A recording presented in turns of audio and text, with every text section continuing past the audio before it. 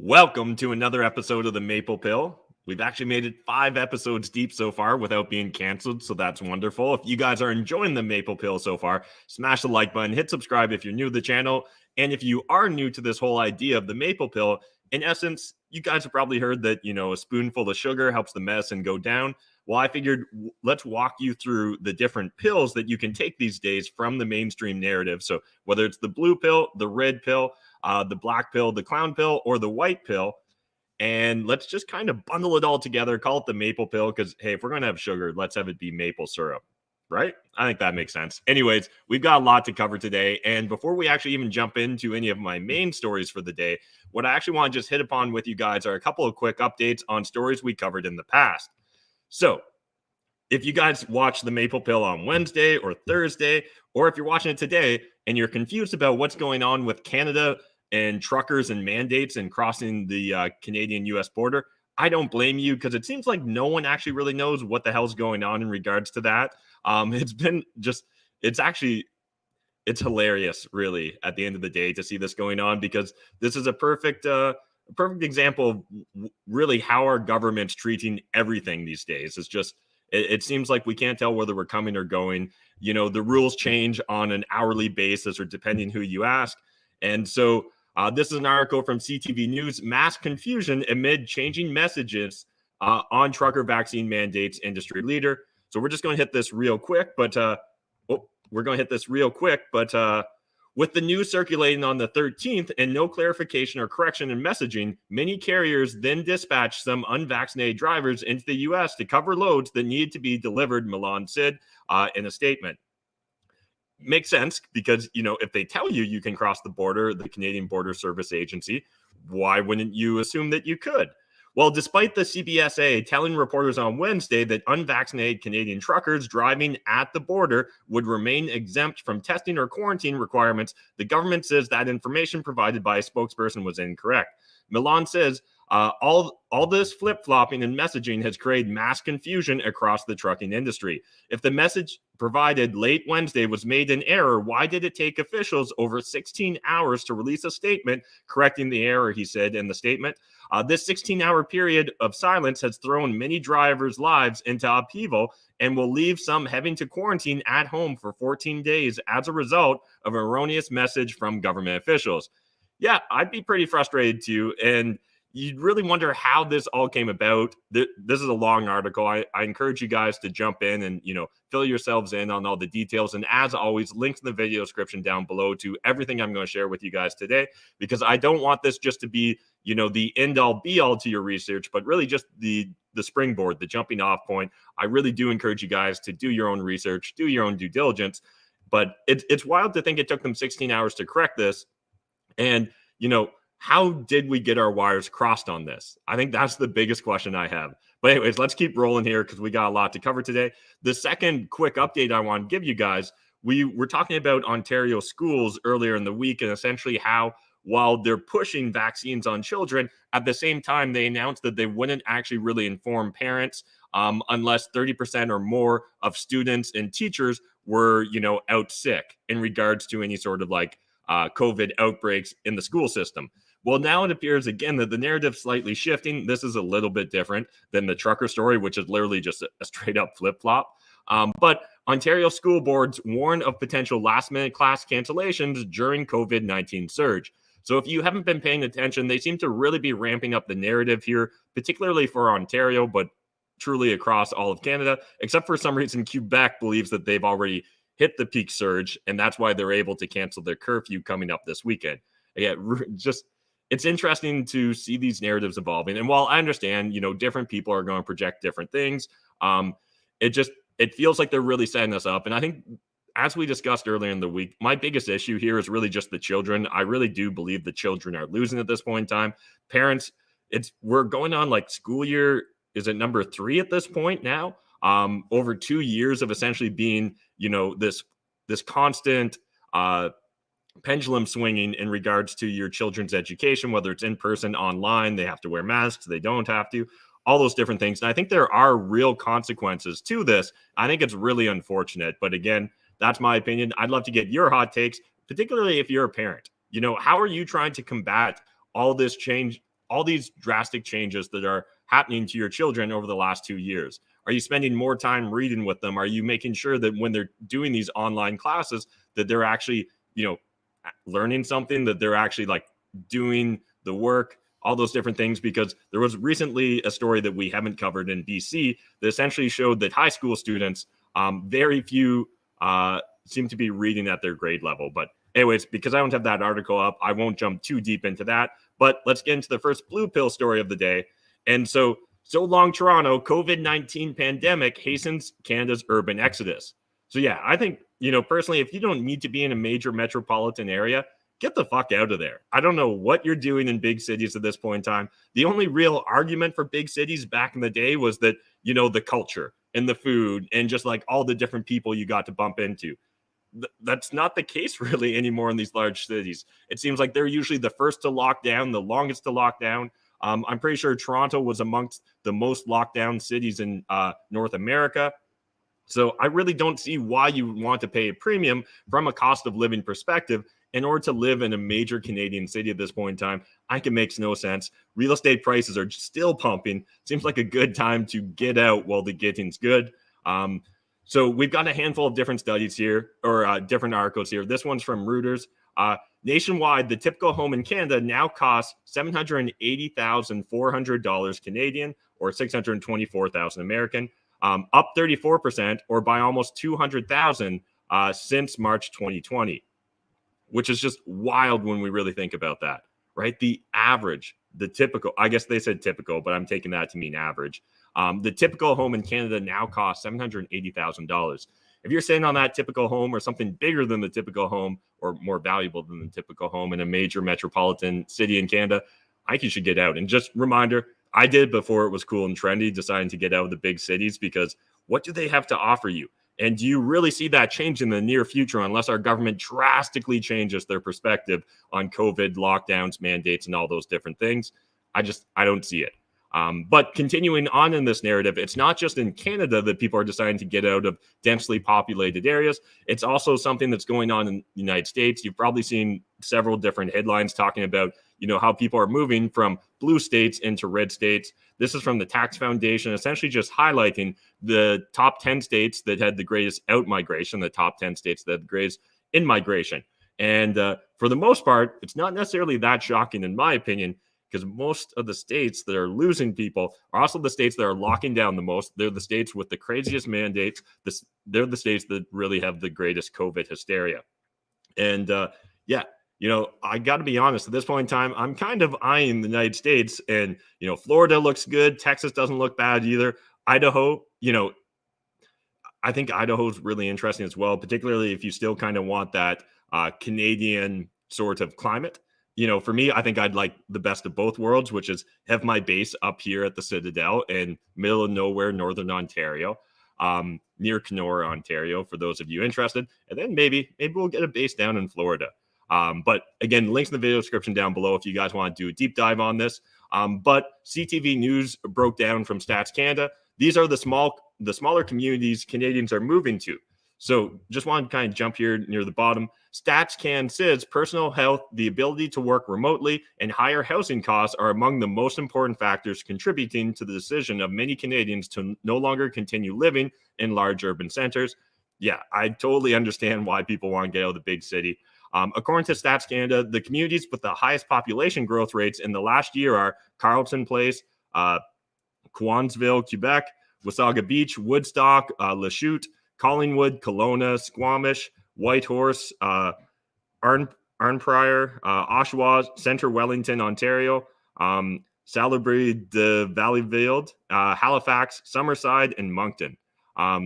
Yeah, it makes sense. I remember when the pandemic first started rolling out, a lot of people were DMing me asking about, other communities along the 401 corridor. I know a lot of people that were living right in downtown Toronto proper. A lot of them decided to maybe migrate out into the greater Golden Horseshoe.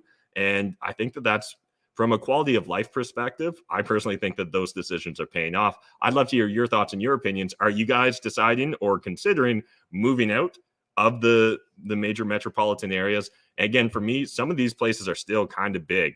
In Oshawa, Ontario, it's still pretty big. It's pretty much part of the GTA, in my opinion. I much more prefer to be in the middle of nowhere on my 20 acres, looking out on, well, right now the sun's already set, but looking out onto a beautiful lake that's pretty much my own little private oasis. But let's move on from the blue pill story to the red pill story. So this is from CBC News, and essentially the red pill and black pill are going to kind of blur together today, and that's not necessarily that unusual. Sometimes, we flip-flop between the red and black pill, but essentially what I really want to explore with you guys is this idea of essentially, Canada's hospital system, how we responded to the COVID-19 pandemic, and maybe, an alternative universe, how we should have responded to it. But let's first cover the beginnings, then we'll get to the end. So federal modeling suggests very intense Omicron surge within weeks. So new modeling released today by the Public Health Agency of Canada suggests the highly transmissible Omicron variant will push hospital admissions to extremely high levels in the coming weeks as case counts reach levels never seen before in this country. And this is a narrative that we're seeing now coming out from pretty much all public health officials across the board, not just here in Canada. I believe it was Fauci and the CDC have said essentially every American at some point in time is going to get Omicron. And it seems like, all the powers that be are kind of coming to terms with this now. And so I think the biggest thing that we have to be curious of as citizens or subjects, it feels like these days, of these countries is exactly how are our governments going to react, and are they going to try and do anything different? And so before we even get into that, I want to share this Twitter thread here from Steven. I really love following him on Twitter. Again, there's a link to this entire thread in the video description down below. Encourage you guys to go give him a follow. He's got a lot of great threads, oftentimes through a real estate or economic bent. This one's a little bit more focused on the hospital system. And what's really interesting here is everything we're going to be kind of looking at is going to be from 2019. So reminder, 2019, that was in the pre-COVID era. So, actually, I should probably cover what this thread's about, though, first for you guys. So Canadian politicians are using the pandemic as an excuse for why they operate a broken healthcare system. What most people don't realize is Canadian healthcare was always on the brink of failure. A quick thread. And this is important. You can go back 2018, 2019, pretty much throw a dart in the last 10 years, and you're going to find headlines that said that our hospital capacity was near max at any given point in time, particularly when we come into, the winter. So part two of Stephen's thread here, overflowing hospitals and morgues are just a part of life after failing to properly fund the healthcare system. So again, this is from 2019, a bunch of different headlines. Two major GTA hospitals ran at more than 100% capacity in the first half of 2019. Storage of bodies in a rented trailer leads to probe of medical examiner space shortage. It's not sustainable. Hospitals in northeastern Ontario at or over capacity. Quebec emergency rooms pushing well past capacity. So again, this is all from 2019. This is in the pre-COVID era. Going on further, he's got a handful more of different headlines here for us. So in 2019, it wasn't because Canadians consistently vote against their own interests. Obviously, it was the flu's fault. The system was failing. Hospitals would be so easy to run if viruses didn't exist. Vaccines delayed. And so here's another headline. Vaccines delayed as provinces' overcrowded hospitals brace for flu season. 3-year-old Quebec girl dies of influenza. Hamilton's hospitals overflowing heading into flu season. Overcrowding at Queensway Carleton Hospital, frightening NDP leader says. Again, those are all from 2019. Those damn anti-mask nurses, this is from Stephen here. I maintain that Vancouver sets Canada's trends, Canada's trends, and the rest of the country's just follows. So this was back in 2019 when it was decided that BC nurses didn't have to wear a mask, even if they didn't have the flu vaccine. And then one other thing here that I'm really glad he highlighted in his thread is, the number of bids per 1,000 here in Ontario specifically. So Ontario now has the fewest hospital bids per capita of any province at 1.4 for every 1,000 people. It's on par with Mexico. So to recap, it seems like Ontario's plan is Mexico quality healthcare, Alabama style education, and Detroit quality water. Obviously a little bit of that's tongue in cheek, but it feels a little bit too close to truth for any of us to be comfortable or happy with it. And then so he also did a dive into exactly what was going on in 2019 And reminder, we were making major healthcare cuts. So forward cuts to healthcare are projected to be the equivalent loss of 4,012 beds and 28,187 hospital staff. In Toronto alone, that's expected to be a loss of 802 beds and 5,563 staff. Yeah, we've had an issue here with our healthcare system for an extended period of time. And while certainly things like COVID are going to only add pressure to it, what have we really been doing to try and fix it? As a country, or even as a province, did we decide to invest more money into building out facilities, into hiring more staff? Or did we essentially take the exact opposite and decide just to give a bunch of money to corporations and fingers crossed that they would come up with a silver bullet that would save us from all of our infrastructure problems? Unfortunately, I'm pretty sure it's the latter that we ended up doing there. Again, I'll leave you guys to dive deeper into Stephen's entire thread here and, go through some of the responses. There's some great stuff covered. But next, what I wanted to cover is exactly one of the problems I see here from the medical establishment, in my opinion. And this is from Dr. Catherine Smart. And so just a reminder, she is actually the president of the CMA, the Canadian Medical Association. And so when was this from again? I believe this was January 11th, this tweet, January 11th, 2022 now. Now we're back in the present. We know people who are fully vaccinated, which right now means having 3 complete doses for COVID-19, are well protected against severe disease and hospitalization. I just want to highlight here the exact language she's using. We know people who are fully vaccinated, which right now.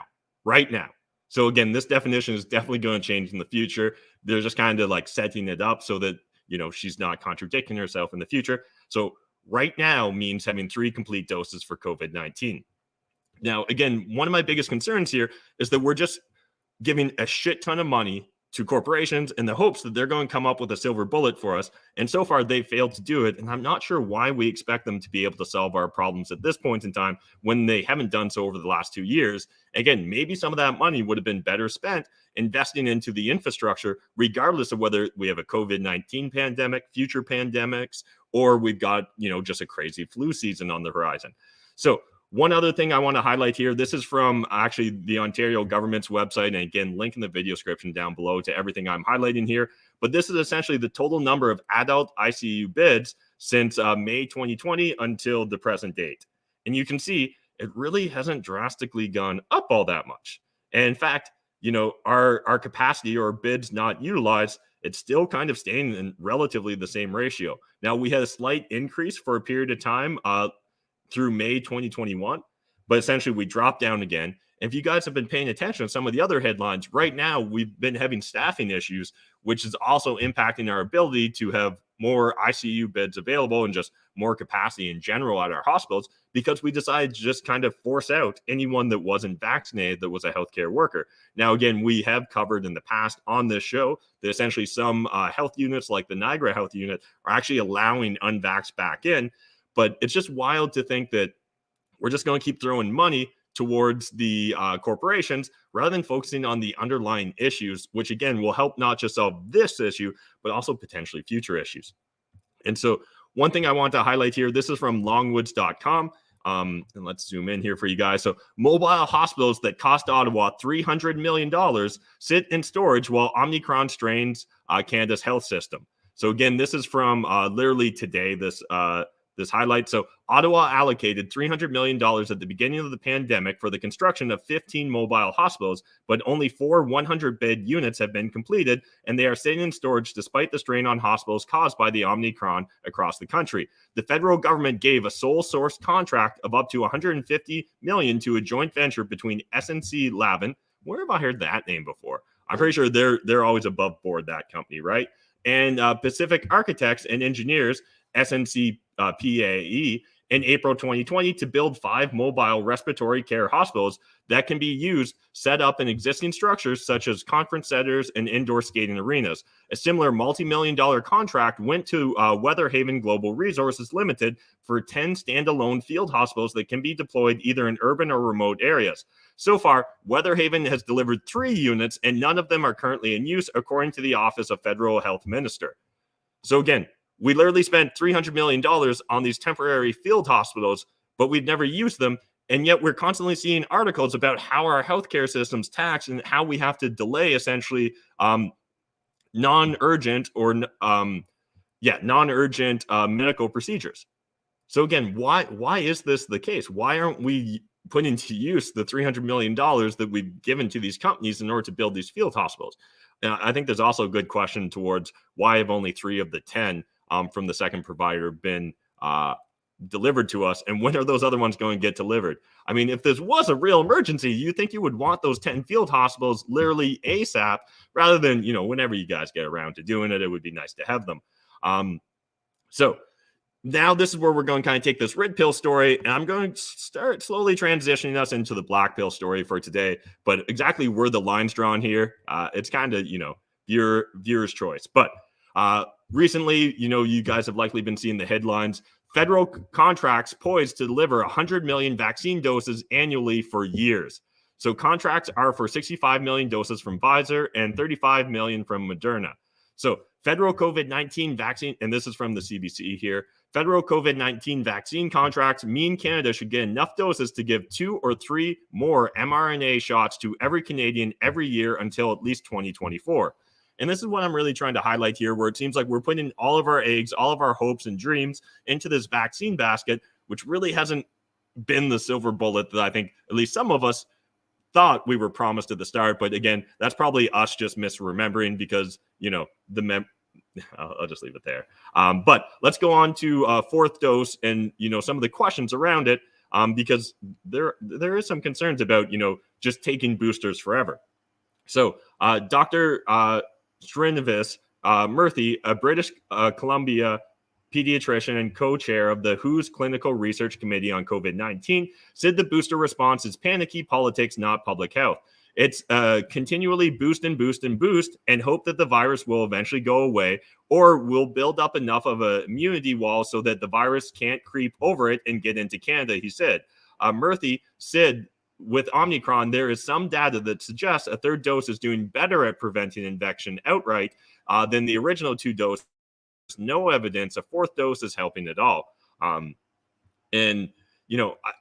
think that's really just the tip of the iceberg at this point in time. So let's move on to Bloomberg Law here. And essentially, there was a few different articles and headlines that I'm sure you guys saw, but this is coming out of Europe here. Frequent boosters spur warning on immune response. So European Union regulators warned that frequent COVID-19 booster shots could adversely affect the immune response and may not be feasible. Repeat booster doses every 4 months could eventually weaken the immune response and tire out people, according to the European Medicines Agency. Instead, countries should leave more time between booster programs and tie them to the onset of the cold season in each hemisphere, following the blueprint set out by the influenza vaccination strategies, the agency said. Boosters can be done once or maybe twice, but it's not something that we can think should be repeated constantly. Marco Cavalieri, the EMA head of biological health threats and vaccine strategy, said at a press briefing on Tuesday, "We need to think about how we can transition from the current pandemic setting to a more endemic setting." And this is something that I think probably a lot of you already watching this, you've probably heard this in the circles of the web where you're not supposed to look or do your own research.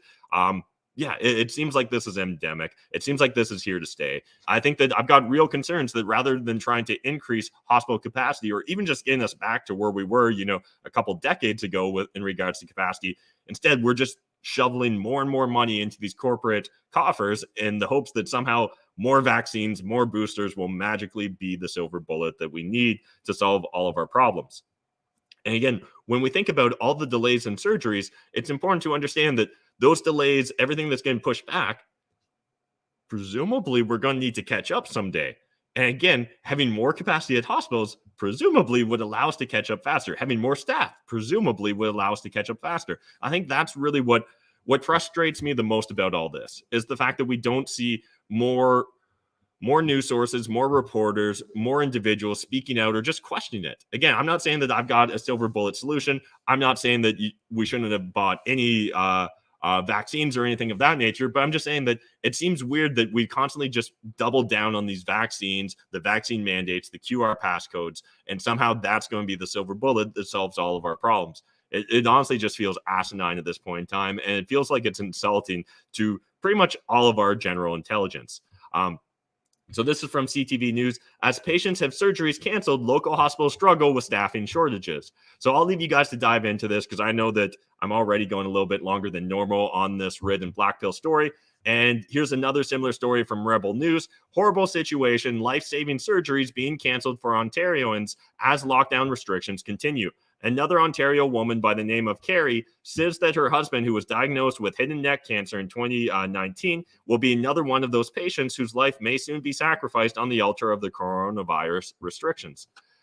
Yeah, and again, until we fix our hospital system, this isn't going to go away. Even if tomorrow we could snap our fingers and vaccines cleared out COVID-19, we would still have a backlog of surgeries and medical issues to treat and deal with, not to mention the mental health crisis and all the other unintended consequences from our policies towards COVID-19 at this point in time. But enough of the black pill. I feel like on a Friday, we've had enough of the black pill at this point in time. Let's move on to the clown pill. I've got a couple different stories for you guys today. Some of them maybe aren't perfect clown pills, but I need to put them in somewhere. So I think this report here from Blacklocked, the headline is probably the most clownish thing. I don't know why they're choosing to frame it this way, but mandate climate insurance on Canadians' government report. So essentially, they want all homeowners to get climate change insurance at this point in time. And it seems like they might even like that to be a government agency rather than through just individual choices of homeowners and things of that nature. So Canadian homeowners could be forced to buy climate change insurance, says a federal report to Emergency Preparedness Minister Bill Blair. We welcome and support the core findings, Blair said yesterday in a statement. The report by a Council of Canadian Academics complained too few property owners at risk of flooding have private insurance. Canadian insurers first sold overland flood coverage in 2015. Canada is an outlier among many advanced economies offering some form of nationalized flood insurance. Said the academics report, Building a Resilient Canada, the expert panel on disaster resilience in a changing climate. The report questioned payment of federal disaster relief to homeowners who live on floodplains and cannot or will not pay for private insurance. Individuals who have reason to expect relief may choose to assume additional risks, said the report. The academics proposed overland flood coverage become mandatory. The option to opt out rather than into flood insurance could be provided, said Resilient Canada. Evidence shows people are less likely to opt out of such an option than they are to accept what is being offered. Multi-year insurance contracts could reduce the likelihood of individuals dropping their coverage. So again, I don't know, maybe this is a bigger issue than I realized, but I think they've made two mistakes here. One is framing it as climate change. I think you're going to get like climate change insurance. I think you're going to get more pushback on that than if you just called it flood insurance. Like, why not just stick to the issue we're trying to cover here rather than creating this all-encompassing term, which just feels like it's kind of designed to fit in with some ESG narrative or things of that nature. But secondly, why can't people take on individual risk? Why can't people make that choice for themselves? Now, again, maybe the government should just make it known that we're not going to bail you out if you choose to build or live in a floodplain, or there's insurance that you can get in order to do so. Now, again, this article on Blacklocked dives a little bit deeper into why that's maybe not just as simple as I'm saying. One of the big concerns is, when flood catastrophes happen, that even if they created more programs where people could opt into, that essentially it might not be enough in order to cover it. But that sounds to me, again, like there's a risk reward here that's not being balanced. If it turns out that whatever premium they're charging for being in a floodplain isn't adequate in order to cover the payouts if there is a major catastrophe, then why aren't we increasing the premiums on those individual properties, right? Like, I don't know. That's just my thought. I'd love to get your thoughts. But that's one of our clown pill stories for the day, which is really just about the title they chose there. I think that's a really poor approach to this entire situation. This next one from the National Post, Canada's bid to replace World War II era pistols, a case study in government incompetence. Now, it's a rather lengthy article, so I'm just going to jump into a couple key points here, but this is actually pretty perfect for a clown pill story.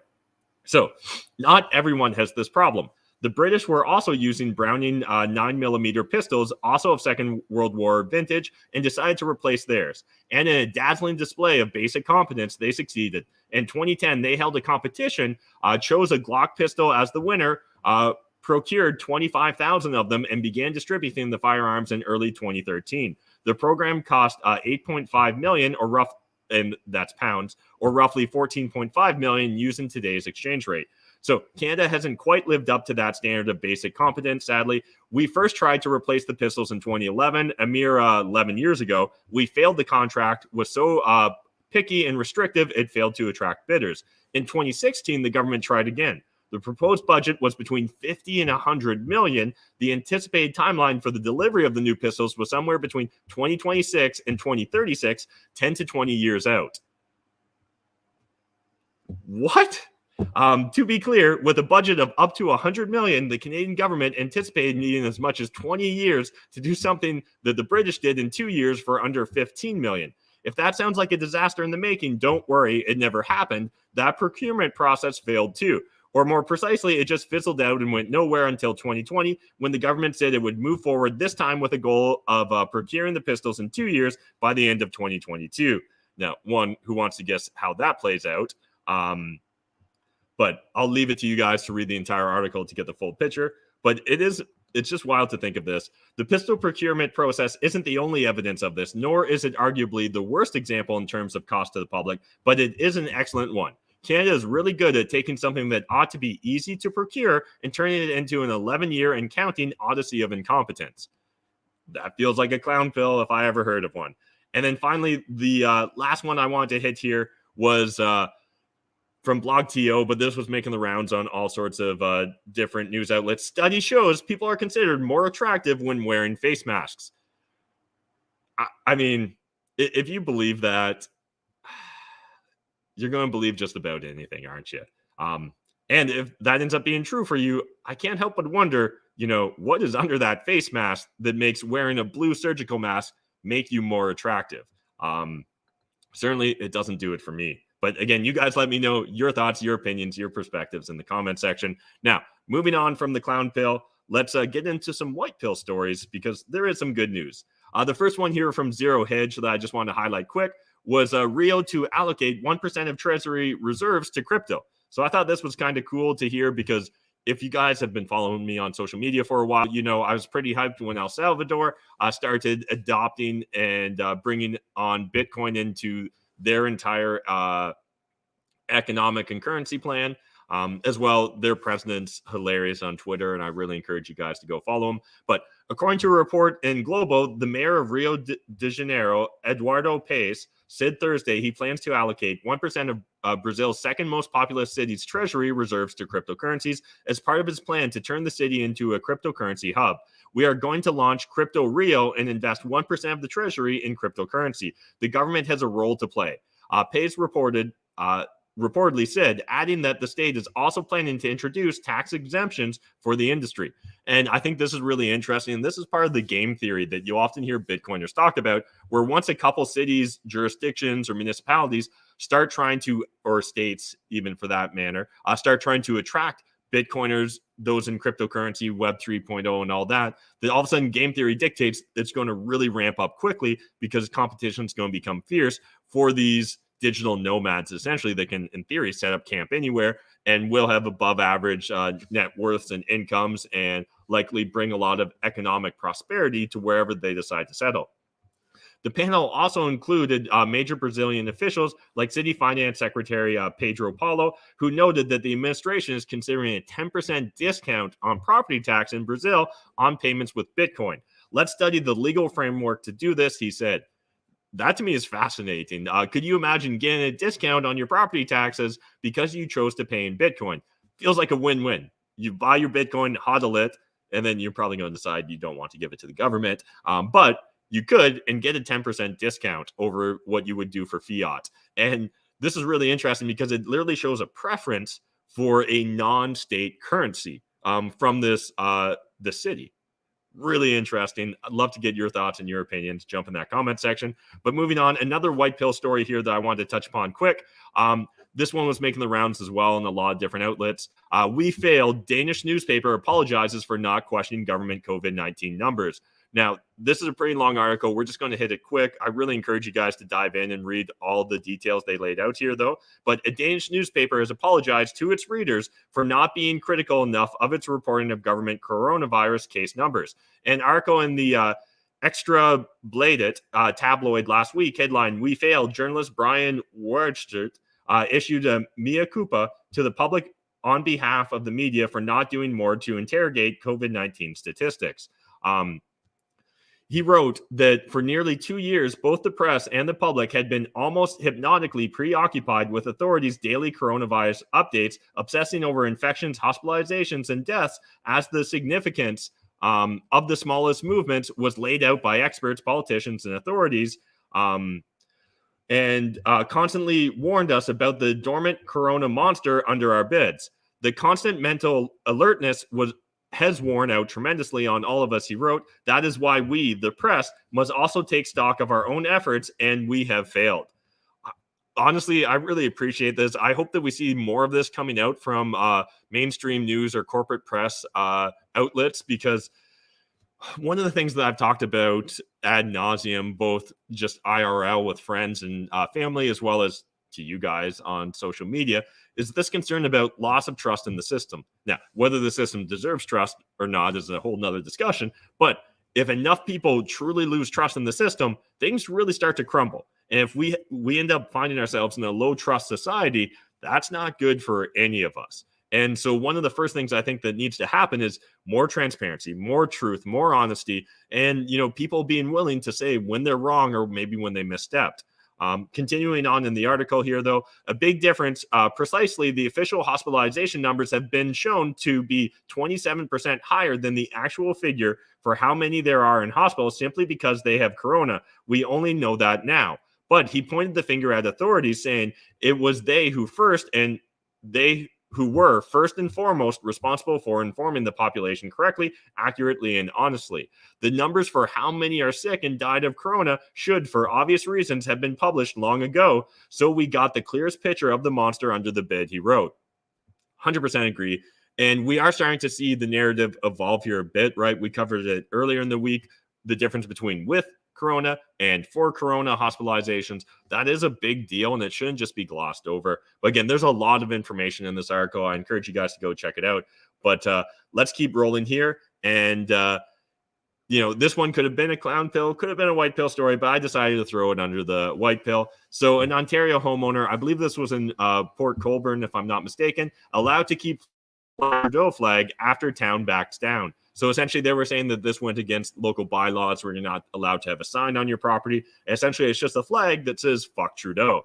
I just figured we all kind of needed that. So if you're in Port Colborne and you've been wanting to maybe show your frustration with Trudeau or just in general federal government policy, maybe you should join this person. Go get your own flag, raise it high, and how cool would that be if all of a sudden Port Colborne, just every house or every other house had a "fuck Trudeau" flag?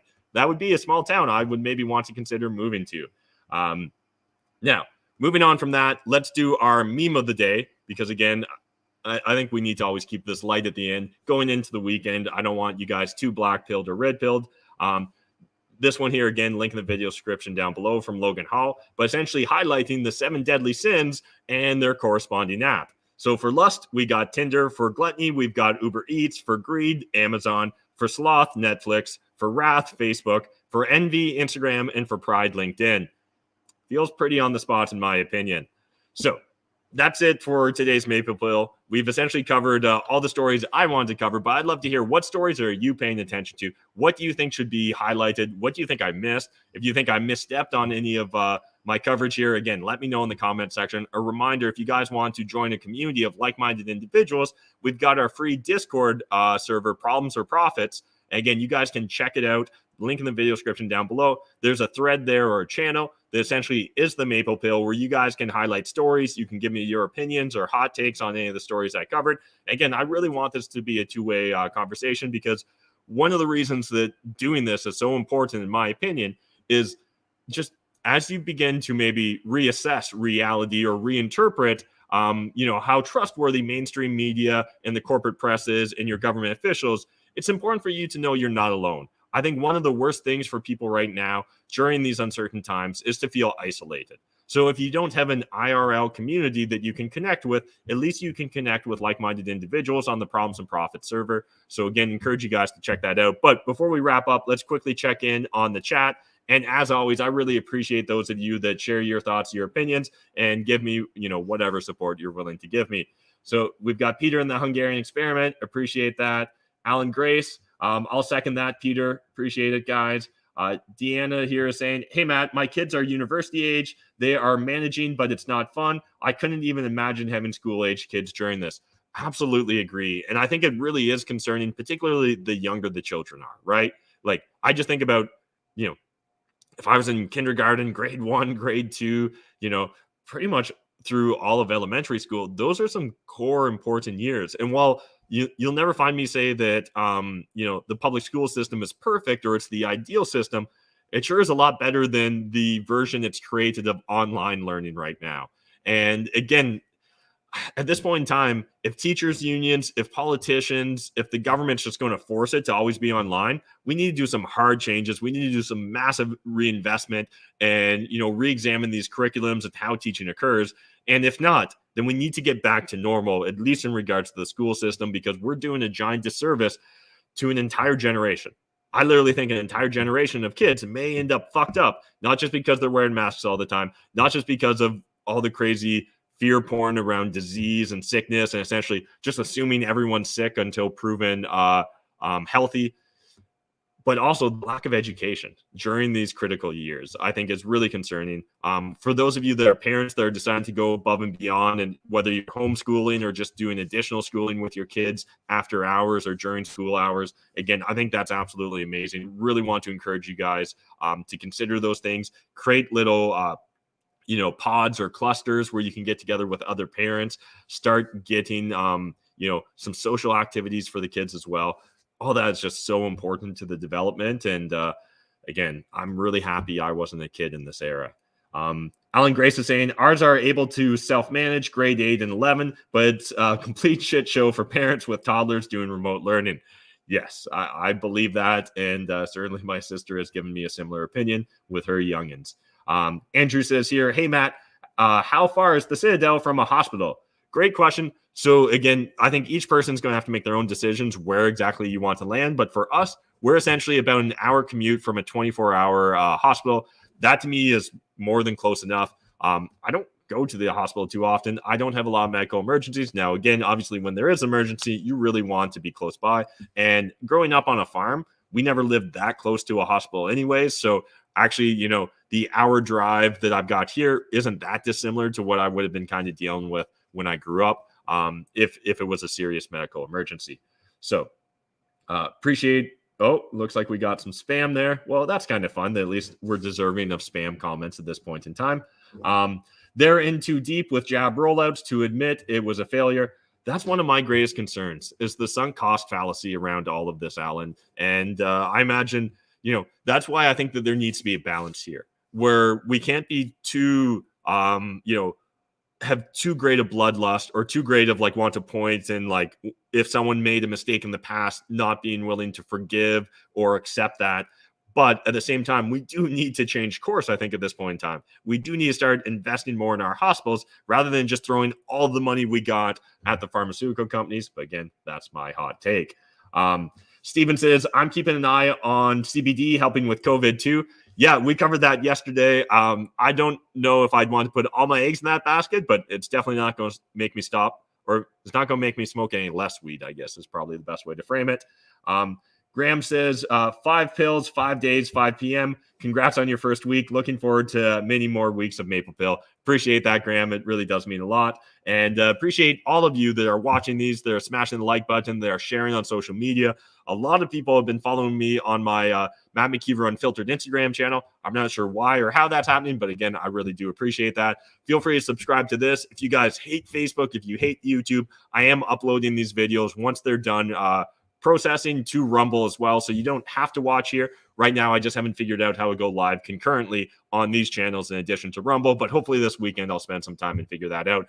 But otherwise, again, just really appreciate you guys hanging out with me. Know that you're not alone. Know that you're actually in control of a lot more things than you likely realize. And whether you can go and buy your own compound in the middle of the wilderness, or whether it's simply looking to maybe start a patio or a balcony garden and growing a couple plants, growing a little bit of food for yourself, take some steps to feel like you've got more control, because right now, way too many people feel completely lost, completely isolated, like they've got absolutely no control. Again, if right now you're not able to work, focus on developing some new skill sets. Don't simply just Netflix binge all day. Find a skill set that maybe in a consistently locked down or mandated economy they won't be able to stop you. There's a lot of opportunities online these days. As we were mentioning just before, there's probably a lot of opportunities in online education to become a teacher, a facilitator, a programmer, or someone that helps develop educational programs for those, whether it's for the public school system or for those that want to homeschool. Again, appreciate you guys. We'll be back on Monday, 7 p.m. Eastern Standard Time. Really appreciate you guys, and we'll see you then. Thanks, guys.